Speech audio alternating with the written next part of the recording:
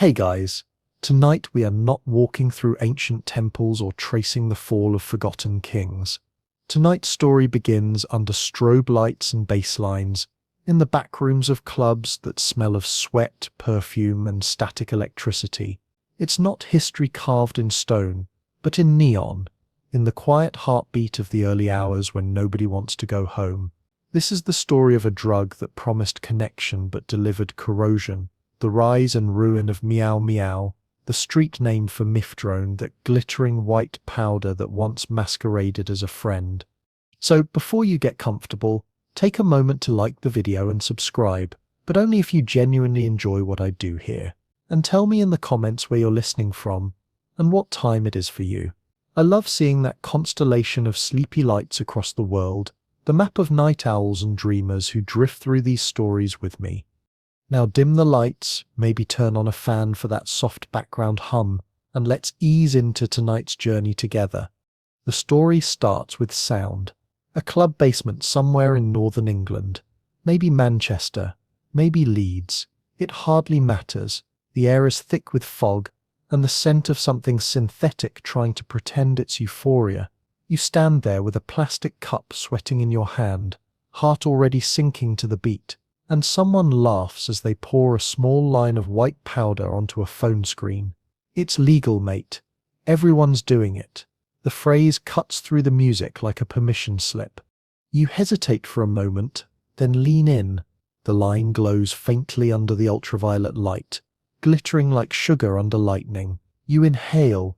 It burns. Sharp, metallic, instant. The sensation floods upward, the nasal sting turning into a strange electric clarity. You blink, and the world sharpens. The sound expands. Every color blooms. Every human face around you seems suddenly beautiful. For a few seconds you think you've discovered the secret language of joy. That's how it starts. The powder feels friendly. It doesn't creep up like cocaine or flatten you like ecstasy. It feels conversational like caffeine with ambition. You dance longer than you thought possible. You talk faster, love louder, laugh at everything. The walls seem to breathe with you. The bass line becoming a heartbeat you can almost control, and when someone shouts over the music, asking if you're okay, you grin and shout back, never better. But even in that first rush, something beneath the euphoria is wrong. Your jaw starts to twitch. Your fingertips feel too alive. The lights smear when you blink, as though the air itself is vibrating. You drink water but your mouth stays dry. You laugh harder to keep the tremor from showing. The illusion of control is already cracking, but you're too high to care. Outside, the night feels colder than it should. The streetlights pulse like strobes. Your breath fogs in quick bursts, and every shadow looks like it's moving. You don't sleep that night. You don't even try. You sit on the edge of your bed, skin buzzing, heart sprinting laps inside your ribs.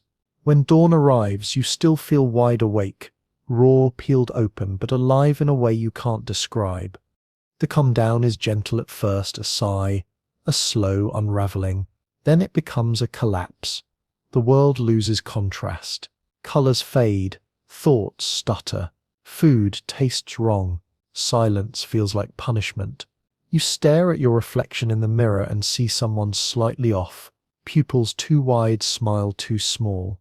You promise yourself it was just a one-time experiment. You tell yourself you'll rest. You tell yourself you'll be fine. You not. By the weekend, you're thinking about it again. The powder had made everything easy. Talking, laughing, being human. You remember the music, the warmth, the flood of confidence that made you feel bulletproof. The crash was bad, yes, but you survived. You can handle another night. This time you'll pace yourself. This time you'll stay in control. That's the second lie every addict tells. The one that sounds like self-discipline but tastes like surrender. You meet the same faces again, the same laughter, the same baggie passed between fingers. You already know how it will feel, and yet you crave the rediscovery. The powder hits faster now. The burn is familiar, comforting almost. The brain hums like an overloaded wire, pleasure sparking faster than the body can contain it. Music doesn't just play anymore, it floods. You feel like a radio picking up every frequency at once. The night stretches longer. You don't care about time. You don't even check your phone.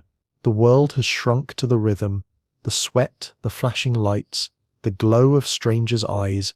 For a few hours, you belong completely to yourself, to them, to the chemical illusion of love and energy. And then somewhere around sunrise, the curtain drops again. It's not just fatigue this time. It's a hollowing. The heart that raced now stumbles. The skin that glowed now itches. The laughter still echoes in your ears but means nothing. You lie in bed unable to blink properly. Jaw clenched, teeth grinding. The air smells like metal, like ozone, like something broken. Your body feels like a phone on 1% battery, shaking, desperate, refusing to shut off. You promise yourself you'll stop. Of course you do. Everyone does. You delete the number. You throw away the leftover powder. You go back to work, smiling too wide when people ask if you're okay. You tell them you're just tired. You are tired, but not in the way sleep can fix. Because the thing about mephedrone is that it doesn't just end when the high ends. It lingers, whispering in the bloodstream. You wake up 3 days later and still taste metal. You still feel the faint fizz under your skin, the echo of pleasure trying to reattach itself. You still see that glittering white powder every time the sunlight hits your countertop. It calls softly and quietly, inevitably. You answer. The third time isn't a celebration. It's a maintenance dose. A small line, just enough to focus, you tell yourself, but it hits harder, deeper. The euphoria flickers for seconds, not minutes. The crash comes before the music ends. You chase it, another bump, then another. Hours vanish. The world tilts. The room smells like sweat and sugar and despair. When you finally look at yourself again, the eyes looking back are too alert, too wide. You smile, and the muscles lag half a second behind. The reflection doesn't blink when you do. For a moment, you're not sure who's copying who. That's the first real warning. The moment the drug starts moving into the driver's seat of your brain. But you won't listen. Nobody ever does at this stage. The powder feels too close to happiness to admit it's an impersonation. You chase the feeling again. You lose sleep. You lose meals. You lose track of the nights entirely. And by the time you realize that Meow Meow was never meant to make you purr, it was meant to consume, it's already too late. The glittering powder has become your clock, your language, your heartbeat. The party that started with laughter has no exit anymore, only a loop. And as the sun rises over another sleepless dawn, you're still awake, eyes open, jaw twitching, staring at the ceiling that hums like a warning. Your reflection smiles back, and this time it's the drug smiling through you. The nights are starting to feel interchangeable now. The same friends, the same music, the same trembling euphoria that rises and collapses like a heartbeat on repeat. You used to think weekends were the only safe place for this, a controlled chaos you could pack away when the sun came up. But Meow Meow doesn't respect the boundaries of calendars. It slips through the cracks between Friday and Monday, bleeding into every hour that used to belong to ordinary life. By Tuesday, your body is still vibrating faintly, like a machine that never quite shuts off. Food tastes metallic. Sleep feels like drowning. Your hands shake when you try to pour coffee, and your heart flutters with an anxious rhythm that has nothing to do with emotion. You stare at your phone screen too long, watching messages blur together. The same friend texts again. Party this weekend. You coming? You reply with a thumbs up you don't even remember sending. The baggie in your pocket is smaller this time, but somehow heavier. The powder has started to change color, not bright white anymore, but off-gray like ash. You tell yourself it's just the lighting, or maybe a different batch. It still burns when it hits the nose, still rushes through the bloodstream like liquid electricity. The high arrives faster now but ends cruelly short, dropping you off the edge before you can even catch your breath. You try again, another line, another flicker of control. The cycle is shorter, tighter, hungrier. The mirror catches you by accident one morning. Your pupils are enormous, swallowing the color of your eyes. The skin looks wrong, too thin, too alive. There's a faint grayness under the cheekbones that makeup can't hide. You look like someone who hasn't slept in a year. And yet you smile, because for a split second, the reflection still looks like power. You start carrying it everywhere. A small vial tucked into the pocket of your jeans, a tiny bag folded into your wallet. You tell yourself it's for emergencies, in case the energy drops, in case the fog returns. But every moment becomes an emergency. Work breaks, bathroom stalls, parked cars, midnight walks, any excuse will do. The powder becomes punctuation to your day, small jolts of clarity in a sentence that's starting to collapse. Your appetite vanishes. Food turns to cardboard. Your mouth tastes like copper. Your stomach forgets what hunger means.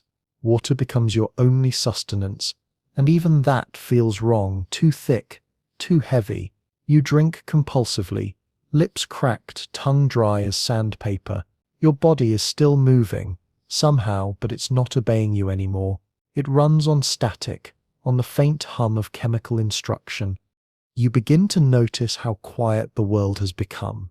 Conversations sound distant, like people talking through walls. The laughter that once filled the nights now feels too loud, too sharp. You retreat into corners, into bathrooms, into yourself. The powder feels safer than people now. People can judge, can question, can leave. The drug never does. It waits patiently, forgiving every mistake, promising every next high will be smoother than the last. You start to see things in the corners, not full shapes, not yet, just movements, flickers that vanish when you look straight at them. You tell yourself it's the lighting again, or the lack of sleep, or dehydration, but deep down you recognize the truth forming. Your brain has begun to edit reality. The line between what's outside and what's inside is dissolving. One night, you find yourself at a warehouse party, the kind that doesn't end until the sun is already climbing. The floor shakes. The lights flash red, then white, then blue. You can feel the bass inside your teeth. A stranger offers you another hit. You accept before even thinking. The powder burns worse this time. Your throat tightens. The air tastes like rust. For a moment you're sure you're dying. Then the euphoria slams back, violent and hollow, like CPR for your soul. You dance harder than you ever have. You sweat through your clothes. You scream lyrics you don't remember knowing. The world spins and you spin with it. And for a few beautiful minutes, you are everything. Light, sound, speed, life. Then, as always, the drop comes. The music turns flat. The faces blur. The sweat turns cold. You stumble outside into dawn that feels hostile. The sky too bright, the air too sharp. You walk home without realizing how far you've gone. The streets are empty. The birds too loud. Every sound scratches at your nerves. Your heartbeat is still racing. You can feel it in your teeth, your fingers, your throat. You tell yourself you need to calm down. You try breathing slowly, but the breath never fills you. You take another small bump, just to balance out. It doesn't help. Nothing does anymore. The come down lasts 3 days. You can't eat. You can't think. You can't even remember why you started. You lie on your bed with your clothes still on, eyes open, jaw clenched, thoughts running in tight circles. You can hear your own pulse in your skull, a mechanical thudding, fast and irregular. Every time it slows, you panic, afraid it might stop entirely. You touch your chest, count the beats, whisper to yourself, still here, still here. You start missing work. First 1 day, then 3. You send messages full of excuses, food poisoning, migraines, family issues, each lie heavier than the last. No one pushes back. No one suspects. You're still posting photos from the weekends, still smiling in group chats, still pretending that everything's under control. But inside, you're shrinking. The powder has taken your weekends, then your sleep, then your appetite, and now it's reaching for your sense of time. Hours blur into hours. You wake at 4 p.m. and think it's morning. You forget entire conversations.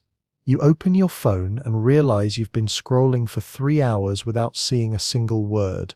The body moves, but the consciousness inside it feels lagged, like you're living 2 seconds behind reality.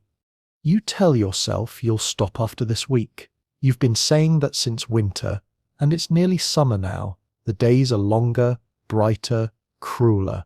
You keep the curtains drawn. You stop answering calls. You start counting lines instead of meals. The drug doesn't even give you pleasure anymore. It just fills the silence where pleasure used to live. Sometimes when you catch your reflection, you don't recognize the person staring back. There's something about the eyes, too glassy, too still. They look like they're waiting for someone to come back home. And that's when you realize the body isn't yours anymore. It's a rental property, occupied by something that only knows how to crave. You wake up to the sound of something scratching inside your skull. Not a noise, exactly, but a sensation, like static behind the eyes. The room is dark, the blinds still drawn tight, and the air feels stale, heavy with the smell of sweat, sweet chemical dust, and the faint metallic tang of blood from your nose. The phone buzzes somewhere in the sheets, but you do not reach for it. You already know who it is. Work friends, your mother, and you already know what you'll say, that you are fine, that you just need rest, that you are busy, that you are anything other than what you have become. There are small piles of tissue on the floor, each one dotted with flecks of red and white, your private fossils. On the nightstand there's a half-empty bottle of water, the plastic bent from being gripped too hard, and a small mirror dusted with residue. The powder doesn't look glamorous anymore. It looks tired. The lines are uneven, smeared. You lean forward, still shaking, and trace one with a fingertip. It feels cold, indifferent. You tell yourself you'll wait an hour before taking more. You last 8 minutes.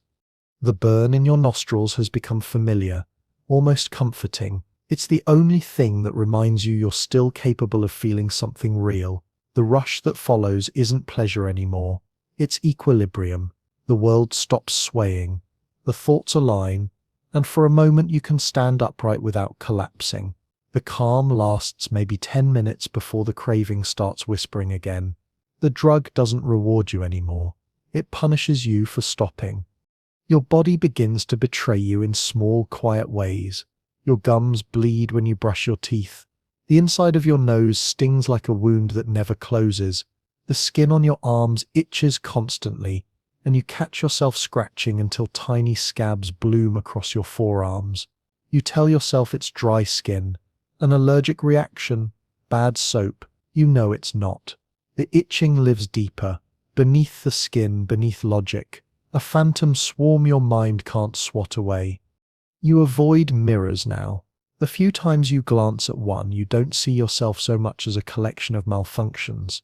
The eyes look glassy, ringed with grey. The lips tremble when you try to smile. The pupils refuse to shrink even under the lamp's yellow light. You start to look more like the thing you once pitied in others. The footage on late-night documentaries, the before and after faces that used to scare you sober. You wonder when your before picture ended.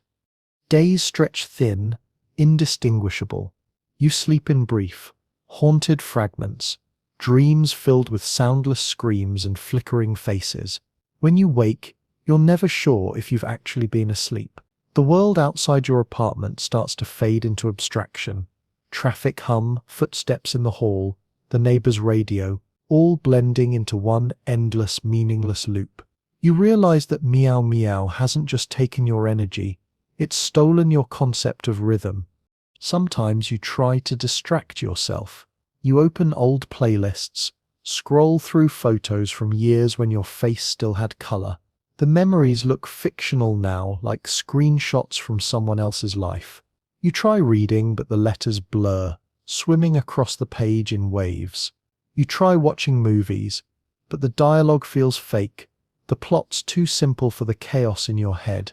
You try cleaning, but halfway through you forget what you were doing. You live in half motions, every task abandoned before it ends. When you venture outside, the world feels wrong. The sun is too bright, the air too sharp, the people too loud. Every sound cuts through you. Conversations feel like weapons. You keep your head down, hands shoved in pockets, heart pounding like a trapped bird. Your pupils drink in too much light. You wear sunglasses even at dusk, and you start avoiding people who might see through them. You notice your hands trembling when you hold things. A cup, a key, a phone. You start using both hands for everything now, even simple tasks. It feels like your body is permanently out of sync. Your reflexes delayed by invisible static. The shaking gets worse when the drug wears off. A cruel metronome counting down to your next line. You start calling the tremor the reminder. You even joke about it to yourself, as if humor could rewrite biology. Then come the hallucinations. Not full-blown at first, just flashes of light, shadows darting at the edge of vision. You hear faint clicking sounds like insects or maybe your own teeth grinding. You see shapes moving under the surface of your skin. You touch your arm and feel a pulse that isn't yours. You tell yourself it's just the drug. You tell yourself it's temporary. But every time you blink, the dark shapes linger a little longer. At night, you hear whispers through the walls. They aren't words you can understand, just the cadence of voices you almost recognize. You sit up in bed, listening, holding your breath, convinced someone's outside the door. You check the locks 3, 4, 5 times. You pull the blinds tighter, wedge your chair under the handle, and sit perfectly still. The apartment hums around you. The refrigerator, the pipes, the pulse in your throat. You can't tell which noises are real anymore. Your phone vibrates again. This time a message from a friend you haven't seen in months. "Hey, we're worried. Just checking in." You stare at it for a long time, thumb hovering above the screen. You start typing, "I'm fine, just busy." Then delete it. Type again. "Yeah, I'll call soon." Delete it again. You set the phone down and reach for the mirror instead. The powder waits, quiet, faithful. It doesn't ask questions.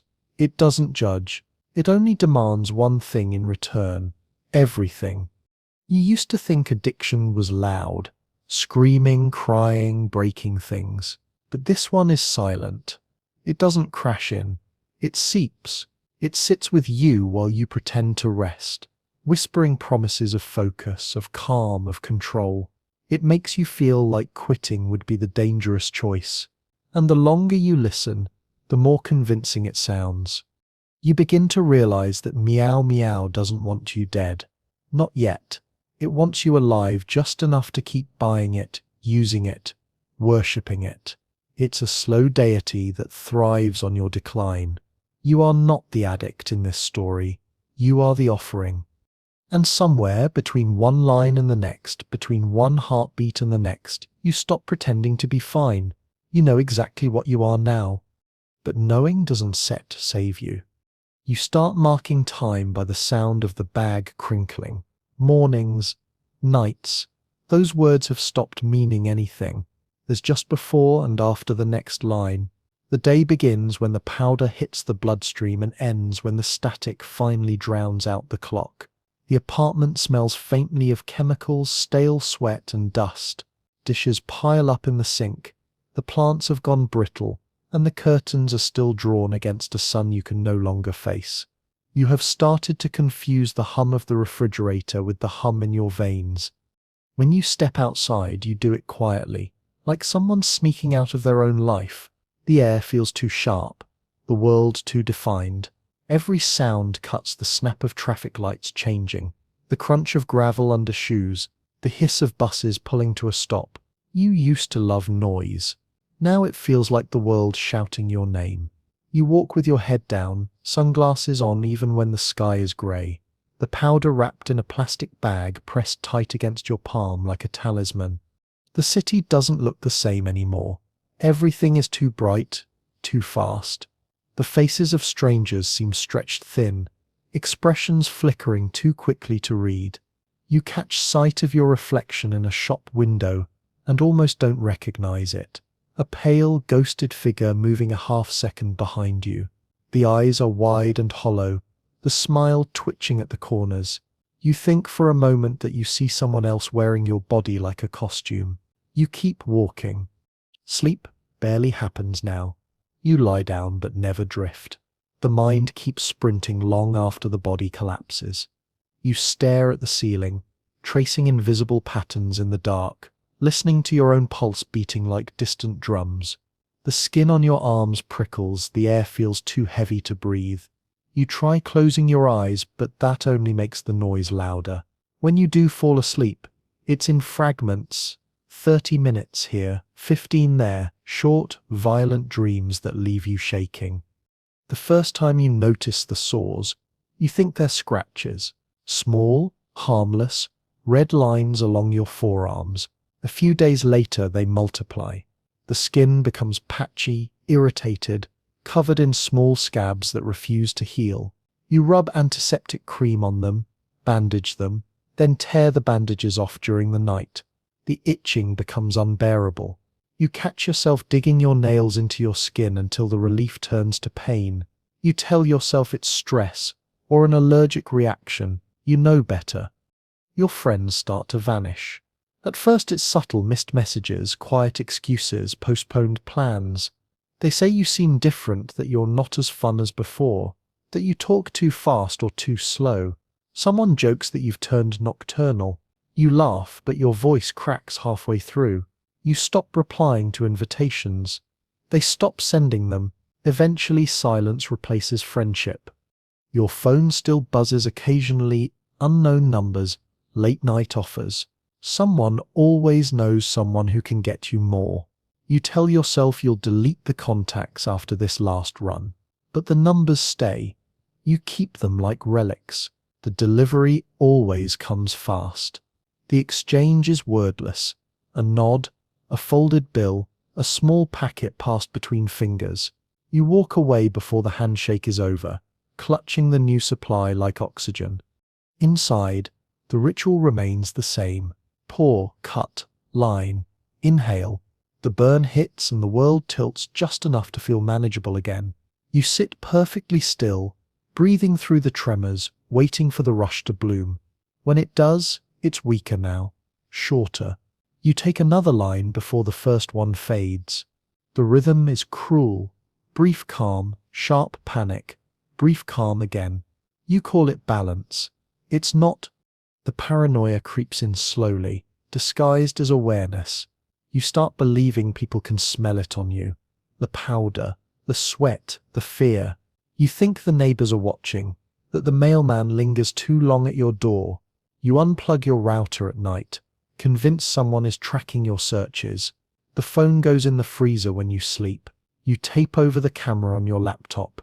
You think you hear whispering in the hallway. You press your ear to the door and listen for hours, convinced someone is waiting outside. The hallucinations become more detailed. You see shapes in the corners, reflections that move independently of you. Once you swear you hear someone calling your name from inside the bathroom mirror. You don't look long enough to check. When the lights are off, you see sparks flickering in the dark, small flashes like distant fireworks. You know they're not real, but knowing doesn't help. Reality has stopped accepting your votes. The body starts fighting back. Your heart misfires, beats that double skip stutter. Sometimes you wake up gasping. Sure, it has stopped. Your jaw aches from grinding. Your fingers twitch in small, involuntary spasms. You find bruises you don't remember earning. The veins on your arms look darker now, like bruised rivers under thin, dry skin. Every touch feels either too sharp or completely numb. You tell yourself you can stop, that all you need is one clean week, one good meal, one real night's sleep. You plan it carefully tomorrow morning, throw it all out, clean the apartment, shower, call your mother, eat breakfast. You picture it vividly, the version of you that survives this. You almost believe it. Then the anxiety arrives, slow and suffocating, curling through your stomach. You reach for the mirror again, telling yourself you just need one more hit to calm down before you quit. It burns, you cough, you feel the pulse return. You whisper, "This is the last time." The same lie now said so often it almost sounds like prayer. Outside, the world moves on. People go to work, cars pass, the city hums. You watch from your window, heart pounding, pupils wide, wondering when you stopped being part of it. You can't remember the last time you stood in sunlight without flinching. You can't remember the last day you didn't need the powder. You can't remember who you were before the hum began. And somewhere beneath the static a small thought surfaces, quiet but clear enough to make you shiver. It isn't set that the world has become unbearable. It's that you've built a smaller one, inside your skull, and it's collapsing in on itself. Morning bleeds into afternoon without ceremony. The curtains stay drawn. The clock ticks like a threat. You wake to that same humming beneath your skin, a faint vibration that never goes away now. Your jaw aches from clenching through another sleepless night. The air in the room feels thick, damp, like you've been exhaling the same breath for days. You sit up, slowly dizzy. The world around you swims slightly. Corners soft, light bending. Your body feels foreign. The only thing that still belongs to you is the craving. The mirror on the nightstand is a battlefield of scratches and residue. You look at it the way people look at confessionals, not expecting forgiveness, only familiarity. You line up what's left of the powder, small uneven ridges like salt trails, and tell yourself it's the last of it. But you said that yesterday. You said it every day this month. The thought doesn't sting anymore. It just feels like gravity. The burn is sharp, metallic. You sniff hard, swallow, and wait for that brief flicker of rightness. It comes faint and fragile, the calm after the storm, the soft click of gears aligning. For a moment the noise fades and you can almost breathe. Then, just as quickly, the balance breaks again and the panic seeps back in like water through a crack. You chase it immediately. Another line, then another, desperate not to lose the fragile illusion of control. The body is starting to give up its secrets. You can feel your heart struggling under the weight of every dose. It beats too fast, then too slow, skipping rhythms like a drunk drummer. Your hands shake so violently that you have to steady the mirror with both palms just to pour. Sweat rolls down your back, cold and clammy, while your teeth chatter as though it's winter inside you. When you close your eyes, lights flash behind them, purple, blue, electric white, like your nervous system is short-circuiting in real time. You don't even dance anymore. You just pace, back and forth, through rooms that smell like neglect, tracing the same path until the floor creaks in protest.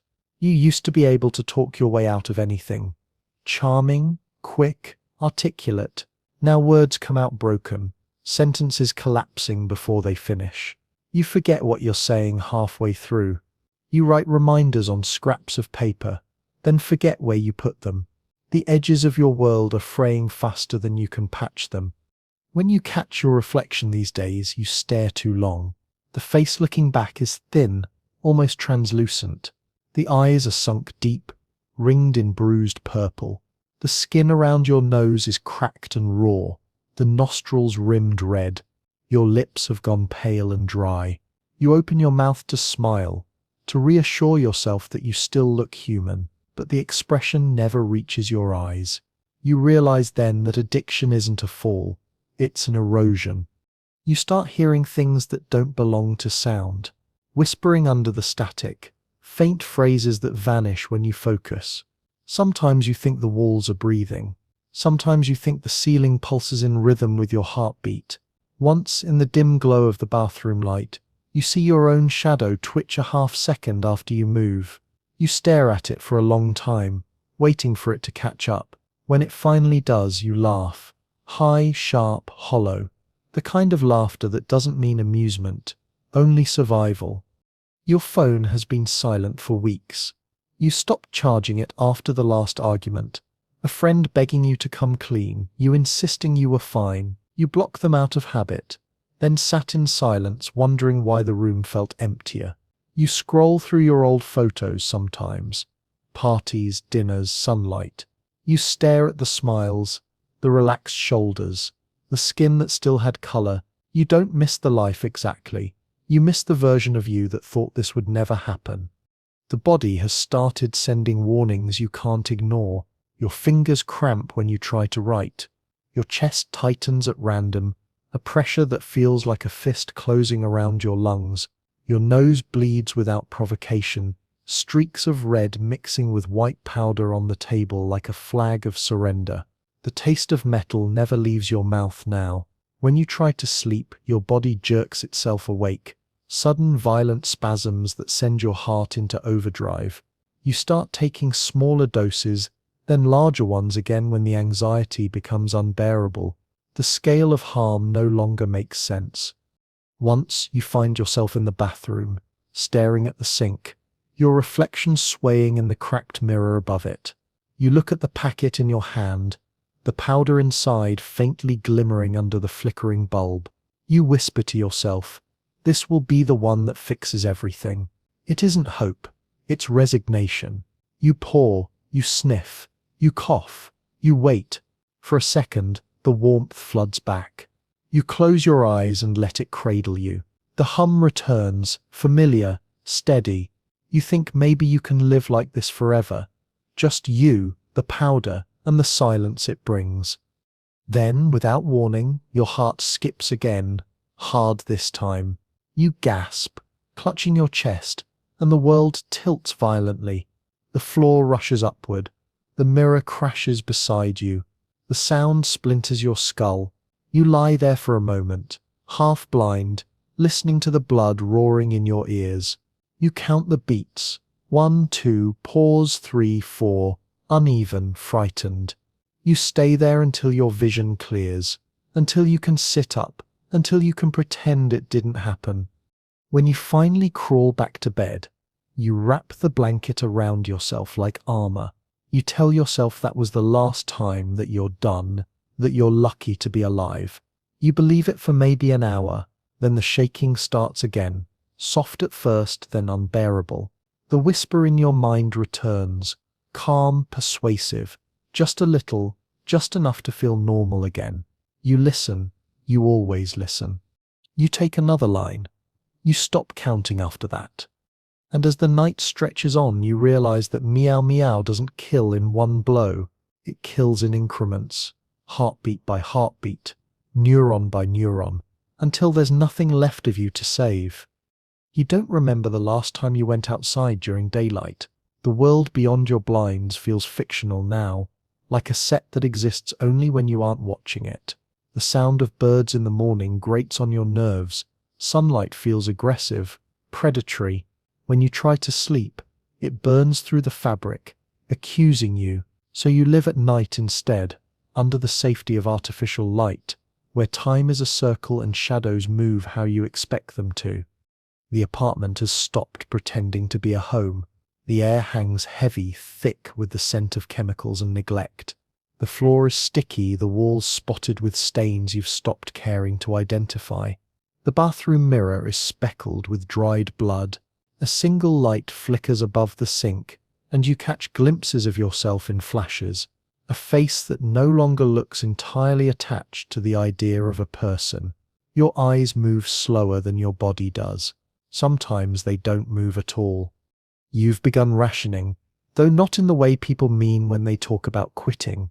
You divide the powder into smaller lines, pretending it's discipline when it's just desperation stretched thin.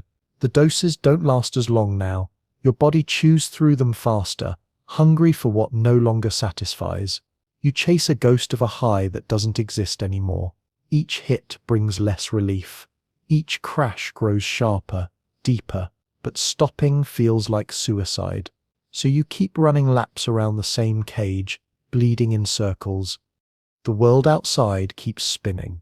You can hear it faintly through the walls, people laughing, sirens wailing, music leaking from passing cars.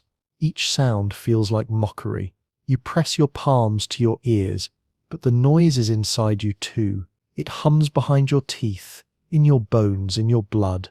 Sometimes you think if you could just stop the humming, you'd finally be free. But every time you try, the silence is worse. There are gaps in your memory now. Hours vanish, sometimes days.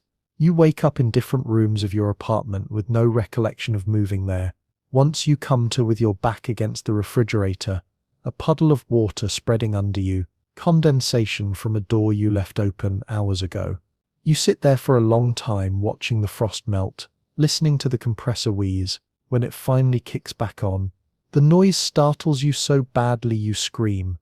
The hallucinations have sharpened. Shadows don't flicker anymore. They crawl. They have rhythm. They know your name. You see figures pacing the hallway outside your door, their movements looping like broken film.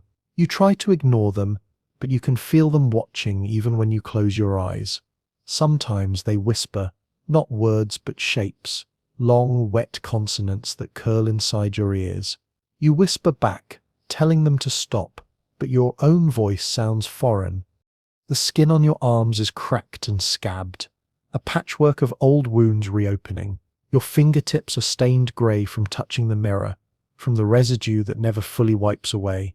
The blood in your nose has turned dark, almost black. It drips onto your shirt sometimes, thin as ink. You catch yourself cleaning it absent-mindedly, like a daily chore. The body has become a job you resent, maintenance without reward. Your jaw aches constantly now. You clench it in your sleep, grinding your teeth until you wake to a dull electric pain running down your temples. The doctor you used to see would call it bruxism, tension disorder, anxiety. But you don't see doctors anymore. Doctors mean explanations, and explanations mean admitting what this is. You tell yourself it's just stress, a bad week, a rough season, but seasons end. This doesn't. Sometimes you try to remember the first time, that clean, euphoric lightness, that feeling of control. It's like trying to remember a dream you had as a child. Pieces remain, but the emotion is gone. You think about the person who offered it to you, the stranger with the easy grin who said it was just a party drug. You wonder if they still use, or if they're clean, or if they're gone. You don't even remember their name. You can barely remember your own without checking your ID. The isolation becomes physical. Your phone battery has been dead for weeks. You unplug the landline because you swear you can hear voices on it.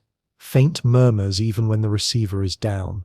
The only light you tolerate comes from the kitchen, a cold blue flicker that doesn't hurt your eyes. You sit in it for hours, knees pulled to your chest, the powder laid out before you like ritual. The reflection of the window shows the city outside, dim, distant, unreal. You begin talking to the powder sometimes, not out loud at first, just small thoughts, questions. Then, slowly, the whispers escape. You ask it for mercy, for quiet, for one night without panic. You thank it when the hum softens. You curse it when the crash returns. It's not just a drug anymore. It's an entity, a god of absence, a companion that feeds and devours in equal measure. You catch yourself thinking, at least it never leaves. Your body begins to rot in slow motion. The sores deepen, the veins darken. The muscles twitch under the skin like trapped things. You've lost count of your weight, though your ribs tell the story clearly. The smell that follows you is chemical, sour, something between antiseptic and decay. You keep candles burning to mask it, but the wax only mixes with the stench. The air is thick enough to chew. When you finally catch your reflection one night, full, unbroken, you almost laugh. The figure in the mirror looks hollowed out, skeletal, eyes wide and shining with a feverish clarity. For a second, you think it's smiling. Then you realize it's just the muscles around your mouth twitching on their own. You raise a hand.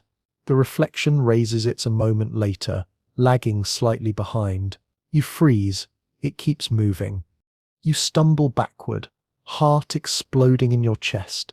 the mirror shuddering in its frame. You turn away, press your palms to the wall, and breathe in quick, shallow bursts. You whisper, "It's not real," over and over, but even your voice sounds synthetic, like a recording warped by static. Then, softly, the whisper comes again, not from the mirror, not from the room, but from somewhere deeper, inside the hum, inside the bone. It says your name, slowly, lovingly. You take another line to make it stop. The whisper doesn't stop. It laughs instead. And you realize with a cold certainty that freezes your lungs that whatever is speaking to you now isn't outside. It's what's left of you, the part that finally decided to answer back. You wake sometime in the late afternoon, though it could be dawn for all it matters. The light filtering through the curtains is colorless, neither warm nor cool, just a dull gray that makes the room feel like it's underwater. Your skin is clammy, the sheets damp and sour with sweat. You roll over and the movement triggers a jolt of nausea that starts low in your stomach and climbs up your throat. You swallow hard, breathing through it, eyes fixed on the ceiling that pulses faintly with the rhythm of your heartbeat. You tell yourself not to move too fast. The muscles in your legs tremble even lying still. The hum inside your skull is louder now, rising and falling like distant machinery. You whisper something to yourself. Maybe it's fine, maybe I'm alive, but the words come out slurred, unfamiliar.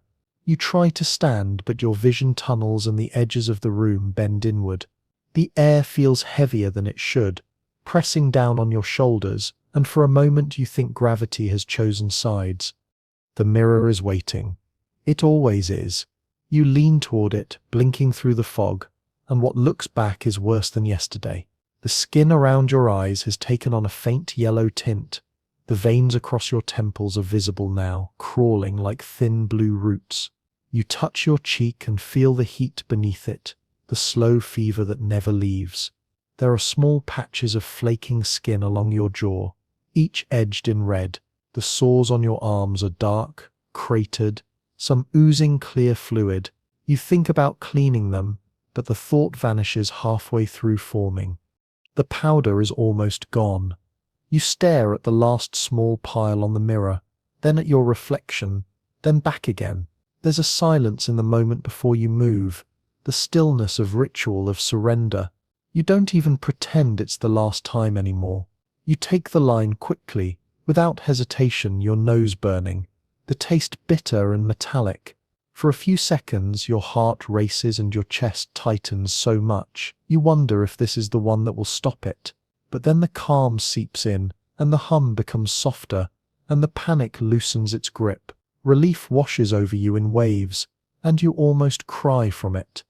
There's something mechanical about the way you move now, each gesture learned through repetition. You sit by the window, knees pulled up, eyes scanning the city beyond the glass. The streets are alive again, and you feel like a ghost watching the living. Children run across crosswalks, cars glide by. A couple argues over coffee at a cafe below. You can't hear them, but you can imagine their voices. The ordinary world continues, indifferent, while you sit wrapped in a blanket that smells like dust and surrender. You wonder when exactly you disappeared. It wasn't the first high that one was too bright, too loud, too full of promise. It wasn't the first come down either. Maybe it was the night you started talking to the walls, or the morning you woke up with blood on your pillow and couldn't remember where it came from. Maybe you've been fading in increments, dissolving quietly like sugar in water. Your stomach growls weakly. You try to remember the last thing you ate. Something soft, maybe bread, maybe nothing at all. You shuffle to the kitchen, open the fridge, and the smell hits you like a slap. Spoiled food, old milk, forgotten leftovers. You close it quickly, gagging, and lean against the counter until the dizziness passes. You grab a bottle of water, drink half of it in one go, and sit on the floor, panting. The liquid hits your stomach like a stone. Hours pass like minutes. Minutes pass like dreams. The distinction is gone. When the craving starts again, it feels physical. Your bones ache. Your jaw tightens, your skin prickles as though thousands of insects are crawling beneath it. You try to ignore it, counting your breaths, pressing your palms together, whispering, "No, not yet, not again." But the body wins. It always does. You find a small bag hidden under the mattress, one you forgot about or maybe saved for this exact moment. Your fingers tremble as you open it. Relief floods your chest before you even use it. Because the ritual itself is comfort, the promise of stillness enough to keep you breathing. You line it, inhale, wait. The heartbeat quickens, then steadies. The noise fades again, replaced by that hollow electric quiet you've come to mistake for peace. Outside, the sky shifts from grey to orange. You watch it in silence, the colours blurring into one another like oil on water. You used to love sunsets. Now they just remind you of endings. The city lights blink on, and for a second a glass reflects you perfectly, pale, thin, eyes wide and unblinking. You imagine what it would look like to someone down below, glancing up at this window, a ghost framed in amber light, watching a world it can no longer touch. You think about calling someone, anyone. The urge rises suddenly, violently, like a wave. You reach for your phone, but it's dead. You plug it in and watch the charging symbol flicker to life. Messages begin to load, old ones, unanswered. "Please call me. Are you okay? I can help you." You stare at them for a long time, thumb hovering, then lock the screen again. The courage to reach out never comes. The hum grows louder that night. It fills the apartment, vibrating in the walls, the pipes, the air itself. You curl up on the couch, blanket wrapped tight, whispering that it's only in your head. But even as you say it, you know it isn't. It's something else now, something that's learned your rhythm, your breath, your heartbeat, something patient. When sleep finally takes you, it isn't rest, it's a blackout, heavy and absolute. And when you wake, the world will feel slightly smaller again. The walls closer, the air thicker, the powder will still be there, waiting. It always waits. You close your eyes, and the hum keeps time with your pulse, steady, constant, endless. The hum greets you before your eyes even open. It's not a sound anymore. It's a texture, a slow vibration that clings to the inside of your skull. You lie there in the dark, unsure whether it's morning or night. The difference doesn't matter. Time has melted into one long hallway with no doors. You could stay here forever, suspended between panic and calm, heartbeat and silence. You wonder if this is what dying feels like when it takes its time. When you finally sit up, the room shifts slightly, as if the walls are breathing with you. Your head throbs.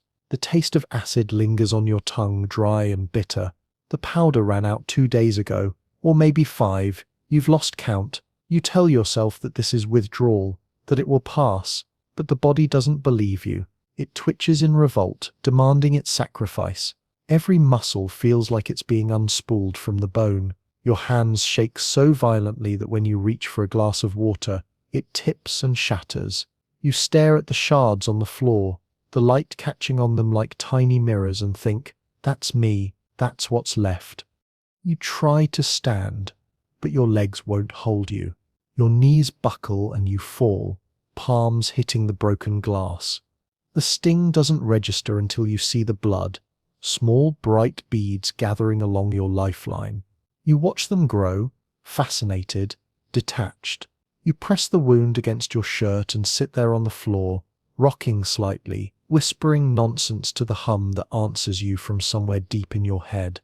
The hallucinations return stronger. The shadows don't just move now, they breathe. You can hear them if you listen closely enough.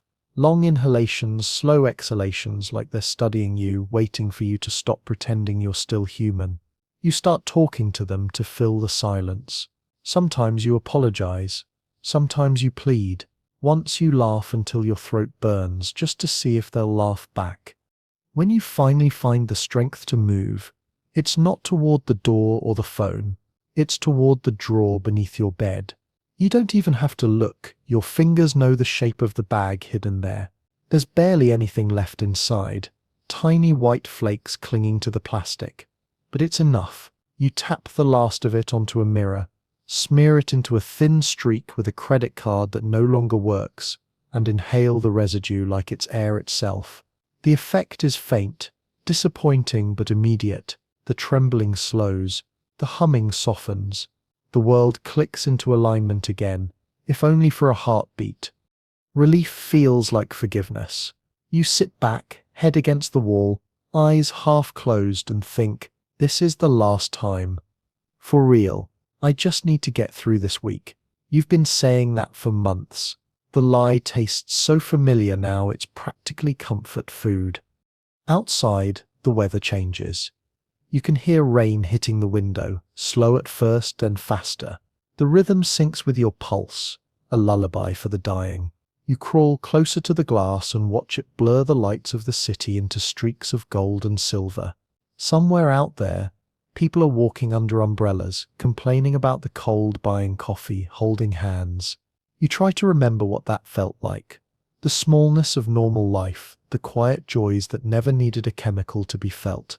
You remember laughter that wasn't manic, sleep that didn't come from collapse, love that didn't feel like bargaining. You close your eyes and imagine quitting. The idea is both terrifying and absurd. You picture yourself detoxing in a hospital bed, nurses whispering, IV lines snaking into your arms. You picture shaking, sweating, screaming, and you know you couldn't survive it. You whisper, not yet. You tell yourself you need to be stronger first, but strength never comes. Only excuses do. Your skin starts to itch again, deep beneath the surface. You scratch until the blood comes, small rivers running down your arms. The pain anchors you. It's proof that you're still in there somewhere. You press your fingers against the wounds and stare at the color, dark and alive. You feel a flicker of something like awe. Even now, your body fights to stay alive despite everything you've done to it. You almost feel guilty for the betrayal you're about to commit again. You dig through old pockets, overturned drawers, empty bottles, anything that might hold a forgotten crumb of the drug. You find dustings of white near the baseboard, a grain or two caught in the carpet fibers. You scrape it together with a card, pathetic and desperate, and inhale it. Nothing happens. The emptiness is so vast it feels cosmic. You laugh once, dry and hollow, then cough until you taste iron. The rain outside stops, and in the silence that follows you hear footsteps. Not from the hallway this time, from inside the apartment. You freeze. The hair on your arms stands up. You don't turn around, you just whisper, I know you're not real. The footsteps stop.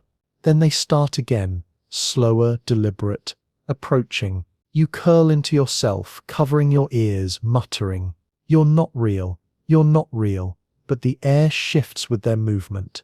Something stands over you, close enough that you can feel the static crawling across your skin. You open your eyes and see nothing. Just shadows.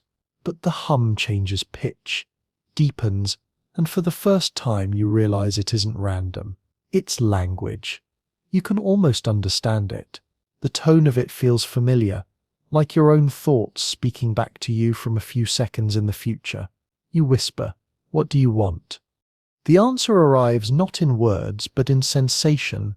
The craving surges back, hotter than ever, flooding every cell, every nerve. You understand now, it doesn't want your death, it wants your surrender. You've been bargaining with a god of hunger, and this is its prayer answered. You crawl toward the bed, toward the mirror, toward the ghost of one more hit that isn't even there. The craving turns into a full-body ache, a seizure of will. You would sell the air in your lungs if it meant another rush. You whisper promises you'll never keep. The hum answers with something close to laughter. You lie on the floor, shaking, whispering to no one, to everything, just one more, please. And from somewhere deep inside your chest, where your heartbeat used to live, a voice you barely recognize whispers back, you already had it. When you wake again, it takes several minutes to realize you've been awake for a while already. The air tastes of dust and cold metal. You're lying sideways on the floor, cheek pressed into something sticky. The curtains leak a faint grey light that makes the dust in the room shimmer like ash suspended in water. You sit up slowly, the motion sending ripples of nausea through you. Your joints pop like breaking twigs. The world seems slightly tilted to the left, as though gravity has lost interest in you. Your heart beats too loudly, a dry percussion trapped behind the ribs. You hold your breath and listen. It's fast, irregular, anxious. You remember your pulse used to steady when you laughed, when you ran, when you made love. Now it sounds like a machine winding down. You press a hand to your chest, feeling each chaotic thud. You try to take comfort in the fact that it's still happening, that the body, in its strange loyalty, hasn't given up yet. You stand, and the room spins. The mirror on the table catches your movement, and for a heartbeat you think someone else is standing there. Someone thinner, someone watching. Then you realize it's you. You look like a charcoal drawing of yourself, lines smeared and fading. The pupils swallow most of your eyes, wide black pools surrounded by grey fog. You blink, and the reflection blinks half a second later. It's almost funny, almost enough to make you laugh. Instead, you whisper, "Still here," and the lips in the mirror move with you. You shuffle through the apartment, the floor cold beneath your bare feet. There are cigarette burns on the carpet, stains you don't remember making. You stop in the kitchen, open a cupboard, find a jar of instant coffee that expired 2 years ago. You stare at the label, at the word instant, and something about it feels cruelly ironic. You make it anyway, stirring the thick brown sludge until the spoon clinks like a heartbeat. The smell hits you, bitter, burnt, almost comforting. You take one sip and nearly gag. It tastes like rust. You pour it down the sink and watch the dark swirl vanish. You tell yourself, this can't last, that the body will eventually rebel enough to make stopping easier. But addiction doesn't end with rebellion. It ends with exhaustion. You no longer feel dramatic about it. You don't cry or scream or pray. You simply exist, hovering in a narrow space between hunger and surrender. You think about calling for help, but the thought stops halfway through forming. Who would you call? What would you say? "Hi, I've turned myself into a ghost, and now I'd like to come back." You lie down on the couch, wrapping a blanket around your shoulders. The fabric feels too heavy. The hum is quieter today, lower in pitch, almost tender. You find yourself missing its anger, its volume. You wonder if that means its set's leaving you.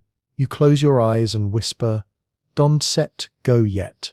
Time slides by in thin, translucent layers. You drift between half-sleep and fever dreams. In one of them, you're outside again, walking through a crowd. The people are made of glass. You can see their hearts beating, glowing faintly through their chests. Every time you brush past someone, their glow dims, as if your shadow snuffs them out.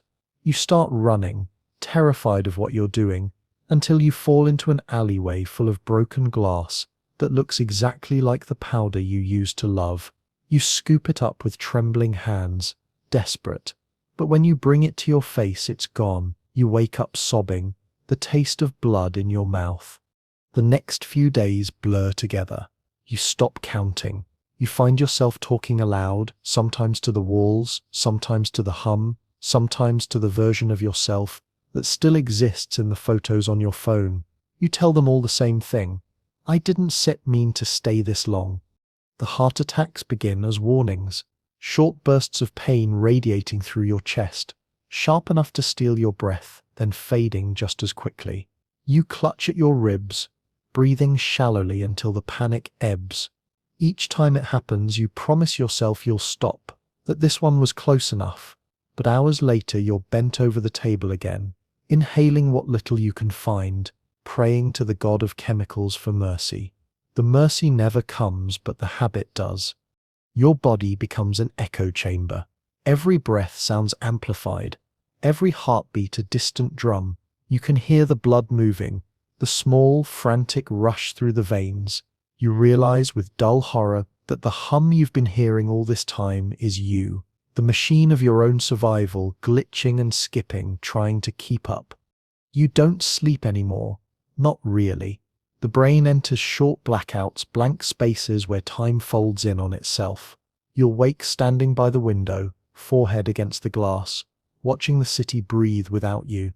Or you'll wake sitting on the bathroom floor, knees to your chest, whispering something you don't remember saying. Once you wake with your hand on the doorknob, unsure whether you were leaving or returning. One night, the heart doesn't slow back down. It races and races until the walls blur, until every pulse of blood feels like thunder. You stagger toward the couch, clutching your chest, trying to breathe. The pain is enormous, expanding outward in concentric circles.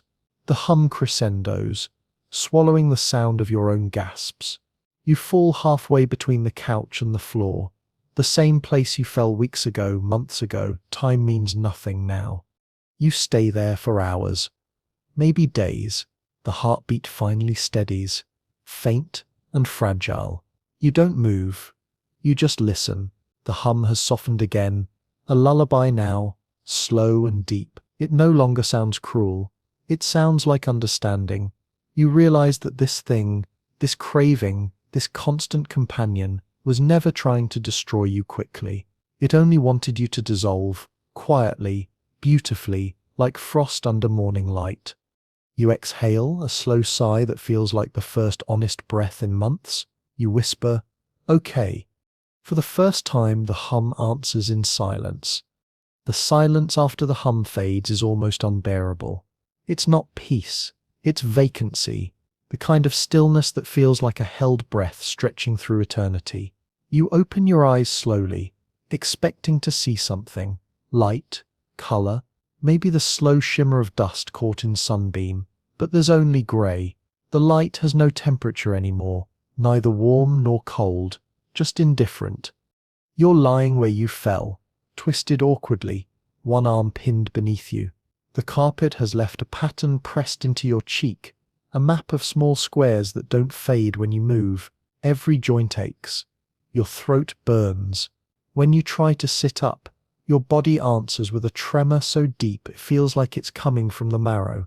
You manage to crawl toward the couch, using it to pull yourself upright. Your fingers leave faint red smears on the fabric. It takes you a moment to realize they're blood. The apartment is unrecognizable. A mausoleum for the living. The air is stale, thick with the scent of chemical residue and decay. Bottles, tissues, empty packets scatter across the floor like evidence. The mirror lies cracked in the corner, the shards reflecting distorted versions of you. A dozen thin faces, each one slightly out of sync. The version in the largest shard moves its mouth a fraction before you do. You stare at it too long, wondering which of you is real. The body has become a stranger. Your skin has thinned to parchment, veins glowing faintly beneath. Your lips are split, your hands mottled with bruises. Each breath scrapes your chest, ragged and shallow. You can feel your heart stutter when you move too quickly, as if considering whether to continue. You whisper, "Just a little longer," unsure if you're begging it to stop or to hold on. There's no more powder left. You checked everywhere, under cushions, behind the toilet, inside old bottles. You even licked the mirror once, desperate for residue. The craving sits in your throat, like a swallowed scream. Every nerve in your body vibrates with absence. You think you can hear it, the emptiness, whispering through the walls, the same rhythm as your pulse. It's not hunger anymore, it's mourning. You try standing, walking, anything to shake the feeling, but every movement leaves you dizzy, gasping, nauseous. The muscles in your legs spasm unpredictably. Your fingers twitch without command. You reach for the wall to steady yourself, but the paint feels wrong, too smooth, too soft. For one dizzying moment, you think it's breathing. You pull your hand away and leave a streak of blood. The window is open a crack. You hadn't noticed before. Outside, the city moves. Slow, distant, alive. A siren wails somewhere, fading into traffic. You catch the faint echo of laughter from the street below. For a heartbeat, you imagine stepping out there, feeling air that hasn't been filtered through addiction. You picture walking until your lungs burn with clean oxygen, until your heart remembers what rhythm feels like. The thought is so beautiful, it hurts. Then the craving rises again, hot and absolute.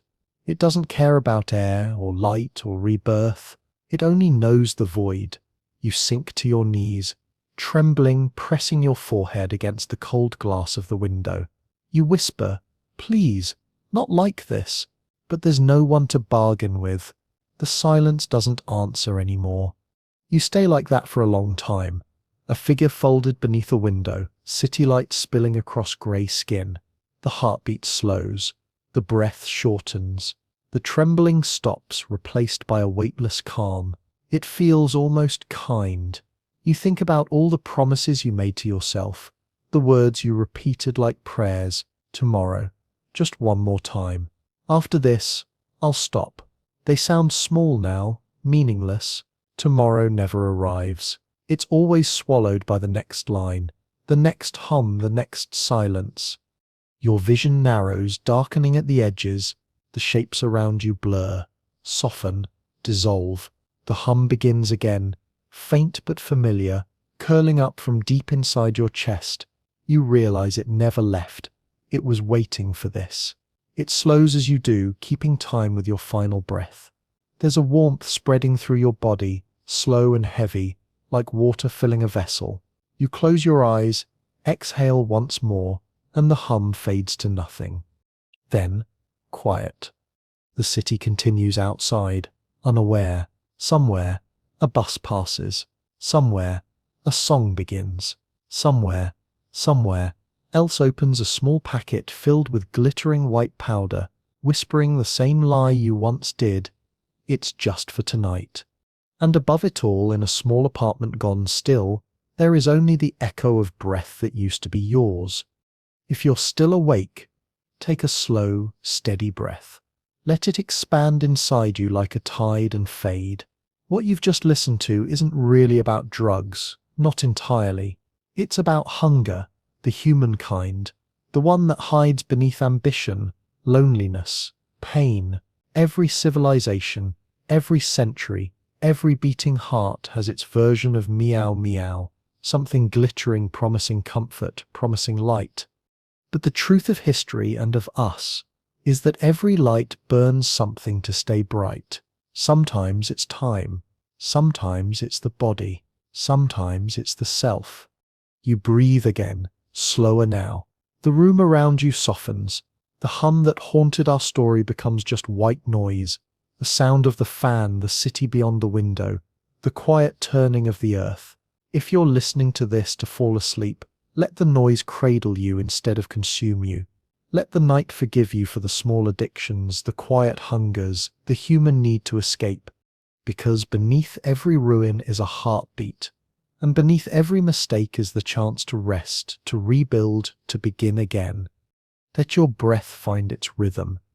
Let your eyes grow heavy, and as the last flicker of sound fades into stillness, imagine that hum turning into silence, not the kind that hurts, but the kind that heals. Like a candle going out,